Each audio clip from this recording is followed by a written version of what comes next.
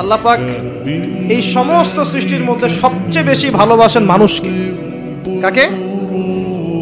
কথাটা তো প্রমাণ লাগবে না? প্রমাণটা দিচ্ছি। এই মহাবিশ্ব সৃষ্টি করার পর আল্লাহ পাক অনেক মাখলুক সৃষ্টি করেছেন। কিছু কিছু নাম আল্লাহ পাক আমাদেরকে জানিয়েছেন। এমন অনেক মাখলুক আল্লাহর ছিল বা আছে, আমরা সেটা জানি না। আমরা জানি জিনদের কথা, তাই না? আমরা জানি ফেরেশতাদের কথা, তাই না? এই মহাবিশ্বে ফেরেশতারা আছে না? আমাদের এই পৃথিবীতে জিন জাতি আছে না? আছে। আর লক্ষ কোটি প্রজাতির মাখলুক তো আছেই। এই সমস্ত মাখলুকের মধ্যে আল্লাহ পাক মানুষকে সবচেয়ে বেশি ভালোবাসে।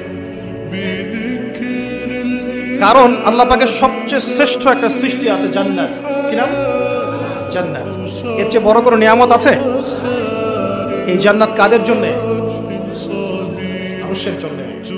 যাকে আপনি সবচেয়ে বেশি ভালোবাসবেন তার জন্য স্পেশাল একটা গিফট দিতে মন চায় না? চায় না?